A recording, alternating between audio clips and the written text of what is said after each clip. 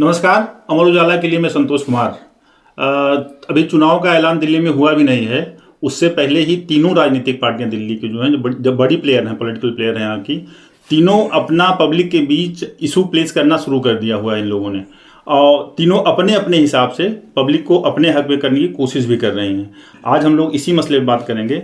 हमारे साथ हैं सहयोगी हमारे नवनीत सरन जी, विनोद डवास जी, राकेश कुमार जी। राकेश जी, आप ही शुरू करते हैं। आम आदमी पार्टी अभी तक जो है, जो सर्विसेज दे रही थी दिल्ली को, दिल्ली के लोगों को, उस पर चर्चा कर रही थी। अचानक से पिछले एक हफ्ते में ऐसा दिख रहा है कि Arvind Kejriwal continuously law and order के इशू को रेज कर रहे हैं। जो पीड़ित हैं दिल्ली में, उन लोगों से जाके मिल रहे हैं, बात कर रहे हैं और प्रॉपरली सेंटर को कटघरे में भी खड़ा कर रहे हैं। अचानक कैसे ये स्ट्रेटजी चेंज कर दिया आम आदमी पार्टी ने? मुझे जो लगता है, जो पार्टी को मैं देख रहा हूं, उसमें मुझे जो लगता है कि पार्टी कहीं ना कहीं उन मुद्दों को टारगेट कर रही है जो आम जनता से जुड़े हुए हों। और ये जो सुरक्षा का मामला है, उसको ये मुद्दा बनाना चाहते हैं, क्योंकि दिल्ली में आए दिन जो हत्या और इस तरह से जो घटनाएं होती हैं, तो उनको ये दिखाना चाहते हैं कि दिल्ली जिसमें जहां केंद्र जिस पर अधिकार है, जो केंद्र पुलिस करना था, वो पुलिस वो काम नहीं कर पा रही है। तो अगर भाजपा को या सत्ता दे भी देते हैं, तो जिस तरह से वो पुलिस सुरक्षा व्यवस्था को नहीं संभाल पाए, तो ऐसे दिल्ली को भी नहीं संभाल पाएंगे। रही बात दूसरी, जो उनके अपने मुद्दे हैं, जो उन्होंने काम किए हैं, वो ये दिखाना चाहते हैं कि जो हमने वादे किए थे, बेशक केंद्र ने हमें काम नहीं करने दिया, उसके बावजूद भी हमने वो काम किया। तो कहीं ना कहीं आम आदमी पार्टी ये दिखाना चाहती है कि भाजपा के पास जो अधिकार अभी हैं, वो भाजपा वो काम नहीं कर पा रही, और जो सीमित अधिकार हैं उस पर भी आम आदमी पार्टी ने बहुत काम किए। तो मुझे ये लगता है कि वो जनता तक ये मुद्दे पहुंचाना चाहते हैं। नंदू जी, कैसे देखते हैं इस तरह को? जिस तरह से आम आदमी पार्टी ने अपनी स्ट्रेटजी चेंज की है। अभी एक हफ्ते तक तो ये था कि नहीं, हम अरविंद केजरीवाल की रेवड़ी देंगे, रेवड़ी वाला इशू था। उसमें ये था कि महिला सम्मान योजना को भी हम ला रहे हैं, इसमें ऐड ऑन कर रहे हैं। अब अचानक पिछले एक हफ्ते से ये दिख रहा है ना कि लॉ एंड ऑर्डर पे कंटिन्यूसली बात हो रही है। और सिर्फ अरविंद केजरीवाल ही नहीं कर रहे हैं, पार्टी के सारे जो बड़े नेता हैं वो लगातार सेंटर पे हमला कर रहे हैं। तो इस स्ट्रेटजी को जो चेंज की है आम आदमी पार्टी ने, वो किस तरह से देखते हैं आप? भाजपा की अगर माने, भाजपा वाले की जो सोच है कि जैसे लॉ एंड ऑर्डर है, लॉ एंड ऑर्डर की बात कर रहे हैं, तो भाजपा ये इशू उठा रही है कि 3 बच्चे जो हैं वो डूब के मर गए, करंट लगने से बच्चे मर गए। तो वहाँ पे इन लोगों का लॉ एंड ऑर्डर के बारे में जो उठा रहे हैं, इसी को जो है कंट्राडिक्ट करने के लिए उठा रहे हैं। और ये ऑलरेडी इनको ये भी बताने की कोशिश कर रहे हैं कि ठीक है, आपको केंद्र काम नहीं करने दे रहा है। तो जब ये सत्ता में आए, भाजपा के जो प्रदेश अध्यक्ष हैं, ये बराबर इस बात को कह रहे हैं कि जब आप सत्ता में आए तो आपको तो पता था कि यूनियन टेरिटरी है। प्रधानमंत्री मोदी ने भी कहा था कि भाई फीता काटने वाली ये सरकार यहाँ की है, लॉ एंड ऑर्डर सेंट्रल का है।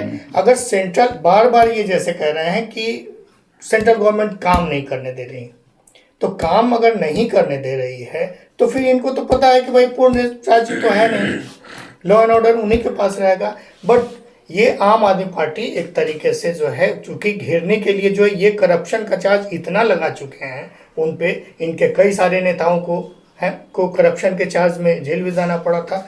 तो मुझे ऐसा लगता है कि इस करप्शन के चार्ज लगे हुए चार्ज को खत्म करने के लिए जो है, ये सेंटर पे ये बराबर ये आरोप लगा रहा है कि वही अपना वाला इशू जो ये अभी आम आदमी पार्टी फंसी हुई दिख रही थी, उसको डाइल्यूट करने के लिए अभी जो पब्लिक के बीच एक परसेप्शन बन रहा था, भाजपा बनाने की कोशिश कर रही थी कि नहीं, सब कुछ गड़बड़ चल रहा है आम आदमी पार्टी में, कुछ भी ठीक नहीं आम आदमी पार्टी के साथ, उसी को काउंटर अटैक करने के लिए लॉ एंड ऑर्डर का इशू यहाँ पे रेज किया हुआ है, जो पूरी तरह से सेंटर के अधीन आता है। आज का ही विवाद देखिए कि जो इनके महरौली से जो नरेश यादव जो विधायक हैं, उनको पंजाब कोर्ट ने जो है वो सजा किया है 2 साल का, वो कुरान के बेअदबी को लेके।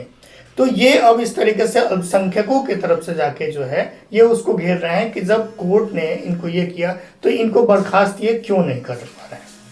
तो भाजपा अपने इस स्ट्रेटजी पे, बट लॉ एंड ऑर्डर के मुद्दे पे जरूर भाजपा, जहाँ तक हम देख रहे हैं कि ये लोग थोड़ा सा बैक फुट पे हैं। अभी तक तो फ्रंट फुट पे खेल रहे थे कि करप्शन का चार्ज लगा के इनके ये नेता जेल में है, ये नेता जेल में। अच्छा, मतलब इस लेवल पे आम आदमी पार्टी कामयाब रही है कि थोड़ा पीछे किया है इन्होंने? हाँ, थोड़ा पीछे किया। अगर आप काउंटर में प्रतिक्रिया अगर दे रहे हैं किसी चीज का, अगर लॉ एंड ऑर्डर पे लगातार घेर रहे हैं तो ये प्रतिक्रिया दे रहे हैं कि वही कि राजेंद्र नगर में बच्चे डूब के मर गए, करंट लगने से मर गए, तो अपनी चीजें तो ये निभा नहीं रहे हैं और दूसरे पे आरोप लगा रहे हैं। तो मतलब कुछ हद तक आम आदमी पार्टी की जो स्ट्रेटजी है वो ग्राउंड पे काम कर रहे हैं।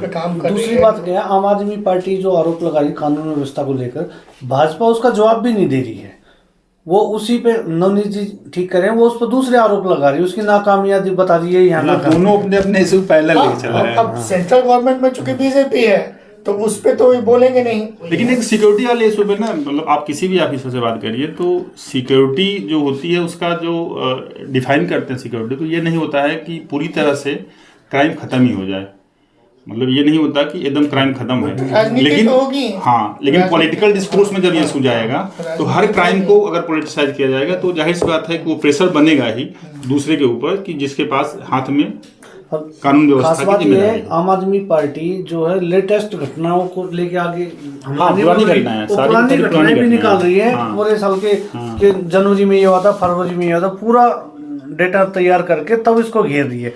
ये नहीं है कि अभी हाल फिलहाल की घटना। तो कांग्रेस लेकिन क्या कर रही है? कांग्रेस जो है वो भाजपा पे भी हमला बोल रही है और आम आदमी पार्टी पे बोल रही है।